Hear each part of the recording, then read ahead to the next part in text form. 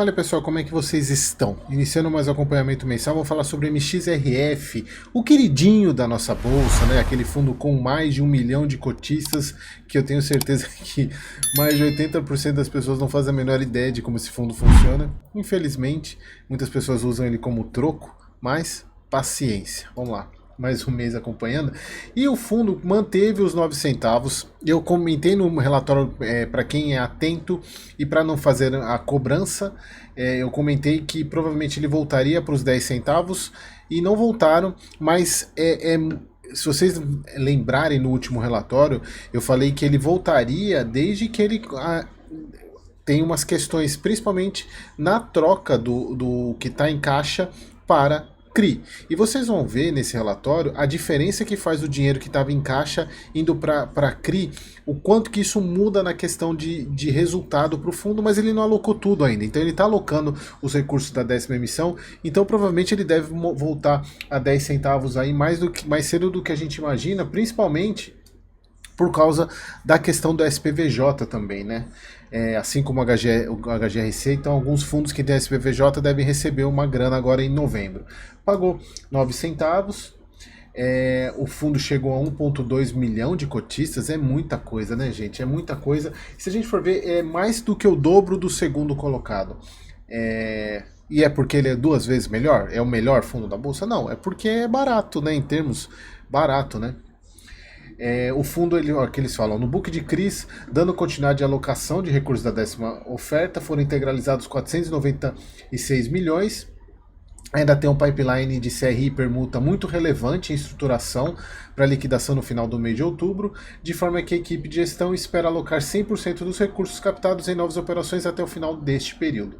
Aqui falando sobre permutas, né, 4,09 milhões, e no book de fundo imobiliário eles investiram 70 milhões no HGRU, exatamente porque o fundo, eles compraram o fundo, entenderam que o fundo estava barato, e principalmente por causa da troca que ele vai fazer, porque o fundo, no HGRU, comprou os ativos do SPVJ, e o SPVJ está na carteira do MXRF, então eles até colocam aqui, a aquisição resultará em uma amortização relevante e rendimento também muito interessante no mês de novembro para o fundo, além da troca de um ativo ilíquido por um dos fundos mais líquidos da B3, que é o caso do HGRU.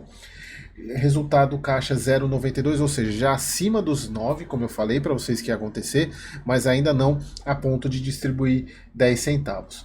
E aqui a distribuição de 9 centavos. Aqui, pessoal, eu trouxe, cabe na mesma tela aqui.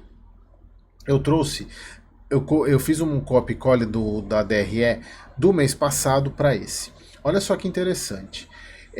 O mês passado ele gerou 5,9 milhões em caixa. Esse mês caiu para 4,3. A gente está falando aqui de 1,5 milhão mais ou menos de diferença de resultado do dinheiro que te encaixa. Olha a quantidade, a diferença para o recurso alocado em CRI. Mês passado 29 milhões, 34. A gente está falando de 5 milhões a mais. Então é basicamente uma troca de 1,5 milhão por 5 milhões a mais. Isso é para vocês entenderem por que um fundo de papel ele tem que alocar rapidamente o recurso que está em caixa, diferentemente do fundo de tijolo. No caso do fundo de papel, ele precisa, porque os CRIs são sempre com indexadores acima do CDI.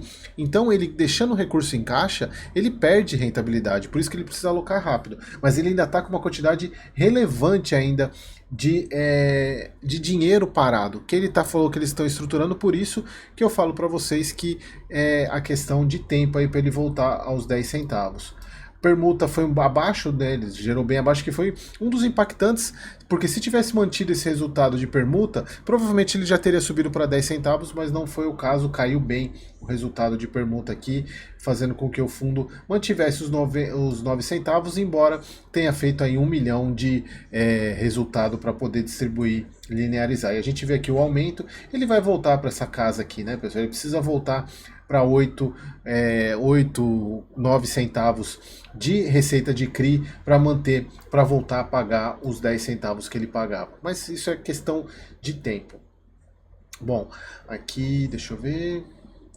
Aqui um ponto importante, se vocês pegarem o histórico, só de relação ao mês passado que não, porque ele ainda tem muito caixa, né? Mas vocês pegarem desde lá de junho, julho, ele tem melhorado a taxa de aquisição, isso é muito bom, porque você aumenta o carrego da carteira. Fazia tempo que eu não via isso. Aqui o MXRF começa a se tornar algo interessante. Embora ainda na minha visão caro, pela relação de risco-retorno, mas a gente estava acostumado a ver ele nem aparecer aqui, ele sempre negociando acima de 10, 10 e pouco, e atualmente, no dia que eu estou gravando agora, referente à sexta-feira, o fechamento dele foi de 9,42. Então, ele está com resultado, já está bem interessante aqui, embora eu ainda continue achando que existem outros fundos mais interessantes de relação de risco-retorno melhor. Mas, para quem gosta do MXRF, aqui começa a ficar... com deságio já começa a ficar... Ainda eu acho pouco deságio, mas... Interessante, interessante. Bom, aqui as compras que o fundo fez, comprou 2 CRIs aqui, 270 milhões, IPCA mais 9,7, IPCA mais 9. Bom, descendo aqui o book de CRIs. Vamos descer aqui. Deixa eu ver, acho que tem só a questão de permuta. Aqui falando da carteira de fundo imobiliário, né? A compra de 70 milhões do HGRU. Ainda tem bastante coisa que a gente precisa saber o quanto que vem de lucro aqui, né? Quanto que vem de lucro a gente não sabe, precisava ver quanto que foi o preço médio. A gente tem que ver como é que vai ser, mas provavelmente vem algo bom aí para novembro.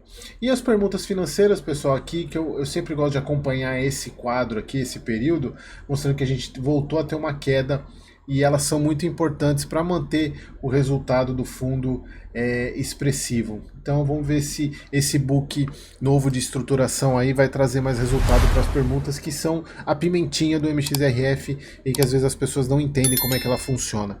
Beleza, pessoal? Espero que vocês tenham gostado e até o próximo vídeo.